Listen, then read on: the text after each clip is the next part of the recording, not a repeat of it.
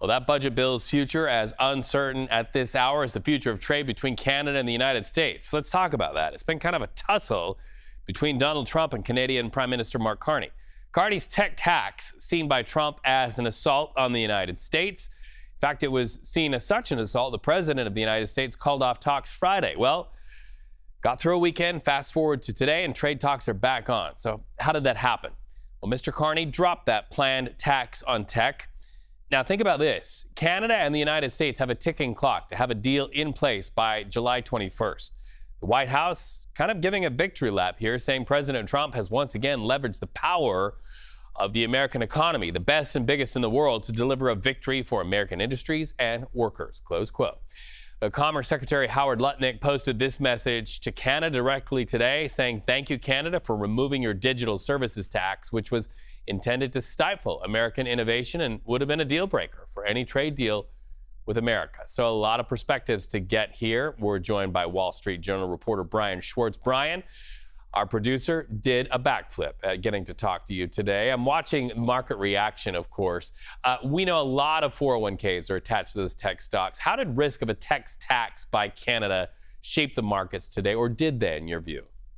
Well, I think they definitely did, but I also think it shaped President Donald Trump's approach to dealing with Canada over the last few days. And even before this past week's declaration by the president saying that, the talks were off with Canada, he had taken issue privately with the Canadians, specifically with the digital services tax, as recently as the G7 summit in Canada just a couple weeks ago. So this was made very clear that this was basically, I don't know if Trump would call this, but to me, when I heard from people familiar with these meetings, it came off to me as a red line for the president if Canada moved ahead with the digital services tax. They tried to, and the president tried to put an end to that with his Truth Social posts, and then the Canadians came back to the table after he made his declaration. So it's been a fascinating few days, but we're still, to make this very clear, a long way to go before Canada and the U.S. have a new trade deal to unravel anytime soon. Yeah, and the words by Mr. Lutnick there sounded like a thank you, but also sort of like a finger saying,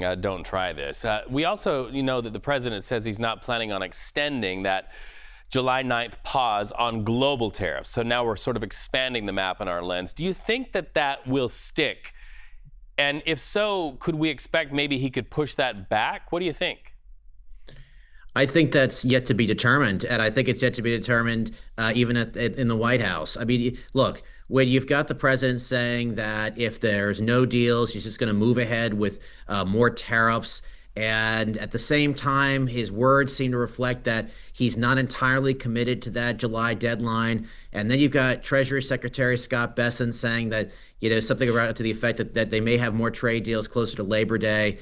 I don't sense in the administration, even though they may disagree with this, that they're hard and fast on that July deadline, because I don't think they're close to many, many deals that they've been hoping to achieve up until that point. I think they've got things in the works, as they've said, but I still think they've got some time here to determine some key deals with critical players such as Japan, South Korea. I mean, these are countries that the United States has previously wanted to do business with, but this president clearly is saying, maybe it's time to take a step back and change things up on the trade side with these countries. Okay, so we wait and see. So on the president's so-called big, beautiful budget bill, the Congressional Budget Office projects that budget will raise the U.S. deficit by more than $3 trillion over the next decade. That affects people who are out there buying gas and groceries, et cetera. What is your view on the potential impact to people here on the ground, so to speak?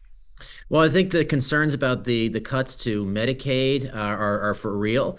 I think that's something that lawmakers on both sides of the aisle are taking a close look at. I think there is some hesitancy by Republican senators to jump in and support this bill, which is why you're seeing a flurry of amendments being proposed on Capitol Hill right now. But in the end, look, I don't sense that the opposition by the Republicans at the moment is leading to them voting no at the end of the day against this bill. I think that this is going to pass the Senate with again, some changes, amendments here or there. And then I think the real toss-up is what you're going to see in the House. I understand that there's Republicans in the House usually necessarily march in lockstep with the president, but there are moderate Republicans who have voiced their concerns in the House of Representatives about the Senate version of this bill. And keep in mind, if there's one change to the Senate bill, it has to be voted on in the House and then go back to the Senate again, which may set up a situation where the deadline of July 4th may not be met by congressional Republicans. All right, we are watching our watches and our calendars. Nice to talk to you. Brian Schwartz with the Wall Street Journal. Always great to have you. We hope to have you back on CBS News 24/7.